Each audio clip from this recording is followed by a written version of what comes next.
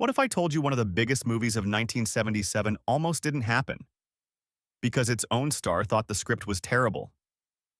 Smokey and the Bandit wasn't born polished. It was scribbled by hand on yellow legal pads by stunt legend Hal Needham. No clean structure, barely a plot. Just a wild idea. Move illegal Coors beer across state lines, outrun the law, and make it look fun. When Burt Reynolds read it, he reportedly called it the worst script he'd ever seen. And then he said yes anyway. Why? Loyalty. Needham had been his stunt double for years, taking the hits so Reynolds could look invincible. This was payback. That messy script became the secret weapon. Most of the dialogue? Improvised. Sally Field later admitted there was almost nothing solid to follow. Jackie Gleason, playing Sheriff Buford T. Justice, invented nearly 80 to 90% of his lines on the spot. He even demanded a son character just so he'd have someone to yell at. And the chaos you feel watching the film isn't an illusion. It was real, and audiences loved it. Smokey and the Bandit became the second highest-grossing movie of 1977, beaten only by Star Wars.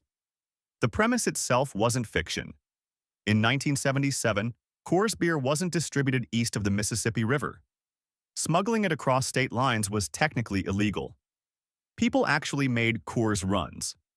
Needham simply added speed, swagger, and a black and gold Pontiac Trans Am. That car? It became an icon overnight. Sales jumped from around 68,000 in 1977 to over 117,000 within 2 years. The movie didn't just entertain, it sold identity. And then there was love. Burt Reynolds fought the studio to cast Sally Field after executives claimed she wasn't sexy enough. He believed in her. On set, their chemistry wasn't acting. They fell in love for nearly 5 years. Decades later, Reynolds would call her the love of his life. Sometimes the most lasting part of a film isn't the stunts. It's the human connection. But don't mistake the fun for safety. A bridge jump wrecked a Trans Am beyond repair. A stunt in a Little League field nearly turned tragic when a car veered toward child extras.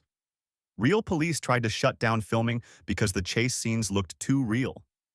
This wasn't polished studio comfort. It was risk. And Reynolds?